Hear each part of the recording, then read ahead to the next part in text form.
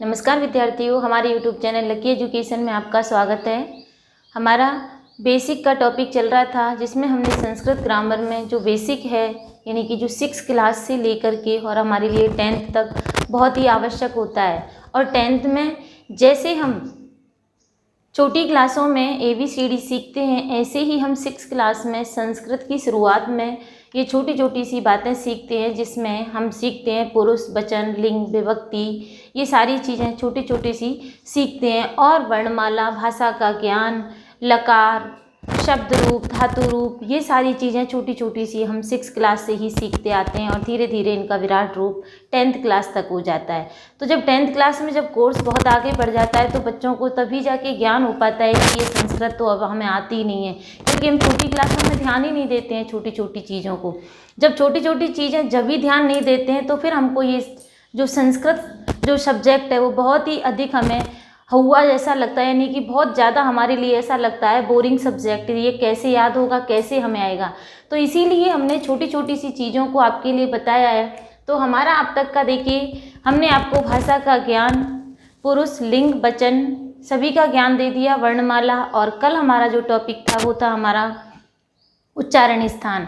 अब उच्चारण स्थान के बाद हमारे जो लकार, जो कि हमारे 6 के से लेके 10th तक बहुत ही मोस्ट इम्पॉर्टेंट होते हैं। लकारों के बिना ना हम किसी भी प्रकार का सेंटेंस बना सकते हैं, ना ही हम कोई भी धातु रूप बना सकते हैं। तो जो हमारे सब्जेक्ट में जो लकार हैं वैसे 5 हैं, और एक है हमारा आत्मनेपदी का, यानी कि आत्मनेपदी में भी एक केवल लट लकार ही है।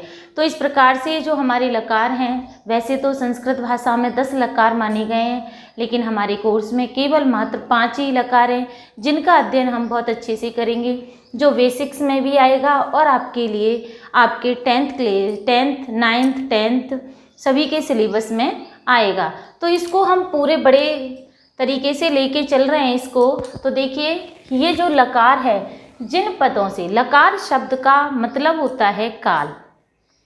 इंग्लिश में आप लोग टेंस पढ़ते हो, जिसमें कि 3 टेंस पढ़ते हो, प्रेजेंट, पास्ट और फ्यूचर, लेकिन संस्कृत में आप 5 टेंस पढ़ते हो, जिसमें कि आप जो डिग्रीज वगैरह पढ़ते हो वो सब इसी में यूज़ हो जाते हैं। तो किस प्रकार से हम लकार पढ़ेंगे, तो लकार को जानने के लिए जो हम सबसे पहले जो पढ़ेंगे, क्रिया पढ़ेंगे, कि हमें ये भी आना चाहिए कि क्रिया होती क्या है। क्रिया किसे कहते हैं? जिन शब्दों से किसी कार्य का होने का बोध पाया जाता है, यानी कि किसी कार्य को करने का बोध होता है, उसे हम क्या कहते हैं? क्रिया। अर्थात कार्य के करने को ही क्रिया कहते हैं। मानना कि जैसे मैं लिख रही हूँ, तो मैं तो यहाँ करता हो गया, लेकिन लिख शब्द जो हो गया वो हमारा क्या है? क्रिया है। और उस क्रिया को ही हम क्या कहते हैं? उस क्रिया के ही द्वारा हम कालों को समझते हैं। काल यानी कि लकार को। जिन पदों से किसी कार्य के करने या होने का बोध होता है उसे हम क्रिया कहते हैं। सामान्यतः क्रिया के अंत में ना शब्द का प्रयोग होता है। देखिए, बहुत सिंपल सी बात है। आप लोग इंग्लिश में, हिंदी में और संस्कृत में तीनों ही बातें होती हैं। इंग्लिश में तो इंग्लिश वर्ड होता है, लेकिन उसका अर्थ तो आप लोग जानते हो, जैसे गो का जाना, कम का आना। इस प्रकार से ही संस्कृत में भी जैसे लिख का लिखना, पढ़ का पढ़ना, तो आना जाना, खाना पीना, लिखना, हंसना, बोलना, इस प्रकार से ये जो भी शब्द हैं क्रिया के, उन सभी में हम लोगों को क्या लगाना पड़ता है? अंत में अधिकतर सामान्यतः ना शब्द का ही प्रयोग किया जाता है, जैसे कि पढ़ना, लिखना, आना जाना इत्यादि। क्रिया के मूल रूप को ही संस्कृत में धातु कहते हैं। क्रिया का जो मूल रूप होता है उसे संस्कृत में क्या कहते हैं? धातु कहते हैं। धातु को इंग्लिश में रूट कहते हैं।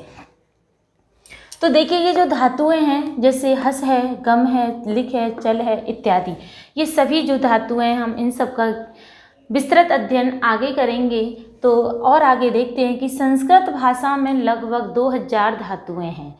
संस्कृत भाषा में लगभग 2000 धातुएं हैं।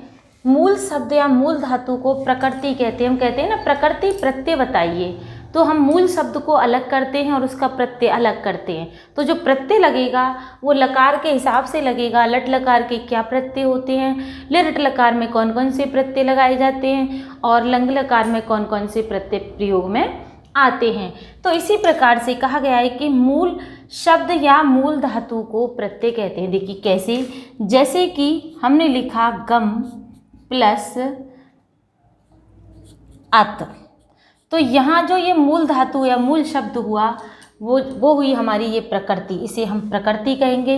लेकिन जो बाद में जो लिखा गया इसे हम कहते हैं प्रत्यय। समस्त धातुओं को 10 गणों में बांटा गया है। ये जितनी भी धातुएं हैं 2000 के लगभग हैं, ये सभी धातुएं 10 गणों में बांटी गई हैं, जिसमें भवादि, अदादि, तुदादि, रुदादि, दुदादि, तनादि, क्रियादि, दिवादि, इस प्रकार से ये 10 गण माने गए हैं। इन 10 गणों में इन 2000 धातुओं को बांटा गया है। प्रत्येक गण 3 प्रकार की धातुओं में विभक्त है। ये जो 10 गण हैं, ये गण कितने प्रकार की धातुओं में बांटा गया है? 3 प्रकार की। तो कहा गया कि धातु त्रिधा, धातु 3 प्रकार की होती हैं। कौन कौन सी? परस्मैपदी, आत्मनेपदी और उभयपदी। 3 प्रकार की धातुएं होती हैं। धातु त्रिधा के माध्यम से हम जानते हैं कि धातु 3 प्रकार की होती है। नंबर 1 परस्मैपदी, आत्मनेपदी और उभयपदी। अब परस्मैपदी का नाम, जैसा कि इसके नाम से ही पता चल रहा है कि परस्मैपदी किसे कहते हैं। परस्मैपदी का अर्थ है पर माने कि दूसरे को फल प्राप्त होना।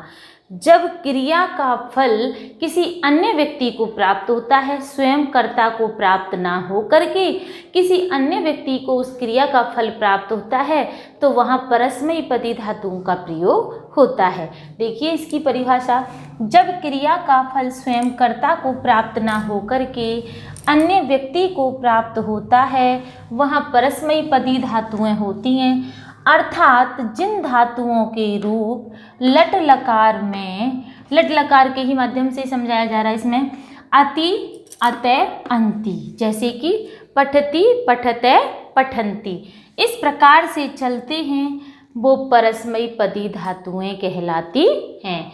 उदाहरण के लिए पठति, पठते, पठन्ति। दूसरा है क्रिया का रूप आत्मनेपदी।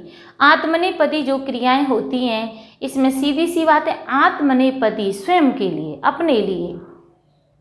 जब क्रिया का फल स्वयं कर्ता के लिए प्राप्त होता है, स्वयं कर्ता को प्राप्त होता है, अन्य किसी और को प्राप्त ना हो करके, जब क्रिया का फल स्वयं कर्ता को प्राप्त होता है, वहाँ पर आत्मनेपदी धातुएं होती हैं।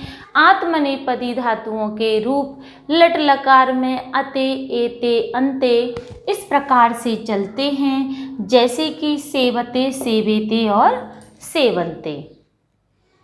अगला है उभयपदी धातु। उभयपदी का मतलब उभय माने होता है दोनों, यानी परस्मैपदी में भी जिसके रूप चलते हैं और आत्मनेपदी में भी जिसके रूप चलते हैं। इसके नाम से ही पता चल रहा है कि उभयपदी धातु है। तो इसमें लिख रहा है कि जिन धातुओं से क्रिया का फल स्वयं कर्ता को तो प्राप्त होता है, कर्ता को भी प्राप्त होता है और अन्य को भी प्राप्त होता है, वहाँ पर उभयपदी धातुएं होती हैं। तो उभयपदी का मतलब होता है कि जिन धातुओं के रूप परस्मैपदी धातुओं में और आत्मनेपदी धातुओं में चलते हैं, उसे हम उभयपदी धातु कहते हैं। जैसे कि नी धातु है, नी का रूप देखिए चलता है नयति, ये लट लकार परस्मैपदी का है। और नियते, नयति तो हो गया हमारा लट लकार परस्मैपदी, और आत्मनेपदी में इसके जो रूप चलेंगे वो चलेंगे नियते, नियते, नियंते।